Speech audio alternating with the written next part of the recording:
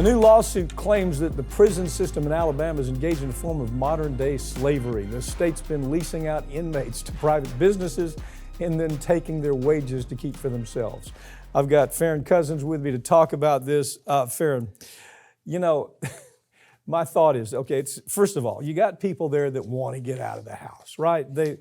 The idea they want to go do that. They don't like hanging around their cell all day long, so this gives them something to do. But there's another side to it, isn't there? Go ahead and pick up. Yeah, what we're seeing happen in the state of Alabama, which, by the way, is making the state about, $500 million a year, is they're doing what's called convict leasing. Mm-hmm. So they take these prisoners who, as you say, they want to work, they want to not sit in jail where they're at risk of being assaulted or murdered. So they say, yeah, I'll go work at McDonald's for you because that's one of the places they have a contract.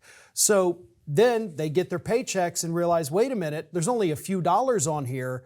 Where's the rest of my money? Oh, the state government took it because they, I guess, just felt entitled to it. They take 40%. Yeah.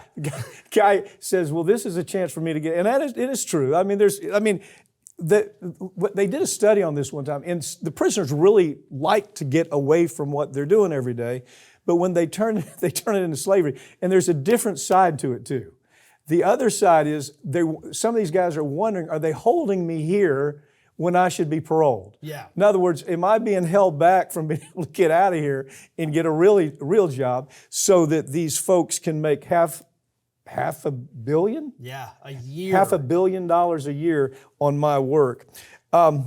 Typically, it's fast food, right? Yeah, fast food. They also, do some construction work, obviously, and other things where they're kind of removed from being directly involved with other people. But, you brought up a really great point there, the denying of the parole, even just not even giving these people parole hearings. There was one woman who was supposed to have a parole hearing back in 2020, and they pushed it down the road years so that she could keep going to work, sometimes 6 days a week. The other part of it is they're punishing the people that don't want to do this. Yeah. They've got all kinds of ways to do that, put you over to a bad cell or maybe ship you off to a higher security cell, a higher security prison. They can move around all over Alabama.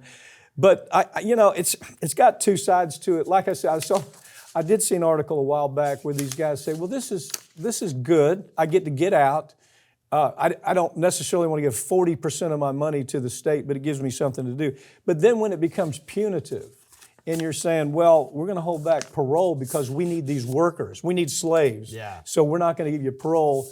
And oh, by the way, if you don't participate, we're going to ship you to a place where you might be killed in a very, very high security prison.